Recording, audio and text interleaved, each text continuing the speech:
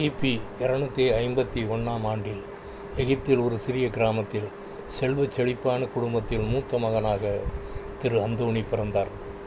அவர் 12/1/251 முதல் 17/1/356 AD வரை வாழ்ந்தார். கிறிஸ்தவ கோட்பாட்டில் கண்டிப்புடன் வளர்க்கப்பட்டார். சிறந்த இறையியல் அறிஞர்களிடம் கல்வி கற்றார்.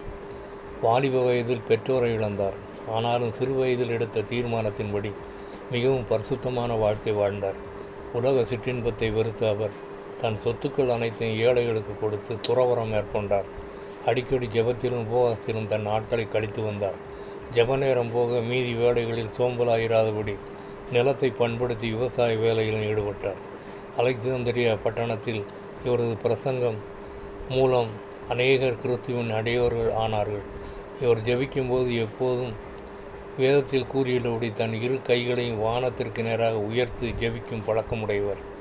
தன் 105வது வயதில் தன் மரண நாளை முன்கூட்டி அறிவித்து அதே வண்ணம் அவர் கூறிய நாளிலே அவர் பரம இளைப்பாறுதலுக்கு சென்றார். வெளிப்படுத்தல் 14ஆம் அதிகாரம் 5ஆம் வசனம். இவர்கள் தேவனுடைய சிங்காசனத்திற்கு முன் மாசில்லாதவர்கள். Revelation 14:5. They are without fault before the throne of God. One song. புதுகலம் கொண்டாட்டமே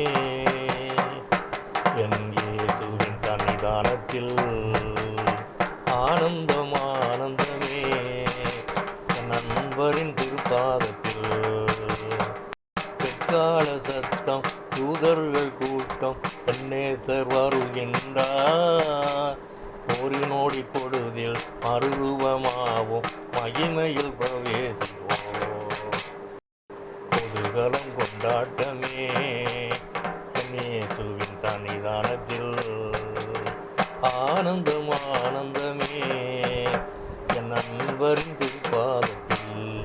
பெற்கால சத்தம் தூதர்கள் கூட்டம் பெண்ணேசர் வருகின்றார். ஓரினோடி பொழுதில் மறுரூபமாவும் மகிமையில் பிரவேசிப்போம்.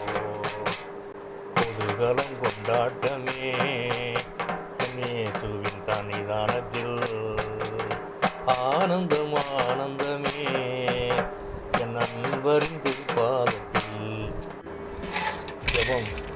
எங்களை நேசிக்கிற நல்ல பிதாவே, என்னை உடைய சமூகத்திலே தாழ்த்தி ஒப்பு கொடுக்கிறேன். அந்த அந்தோணி என்ற பரிசுத்தவானைப் போல நானும் வாழ்ந்து உடைய நாமத்தை மகிமைப்படுத்த கிருபை புரிய வேண்டும் என்று யெகோவா மேசியா நாமத்தில் கெஞ்சி மன்றாடுகிறேன் பரிசுத்த பிதாவே. ஆமென்.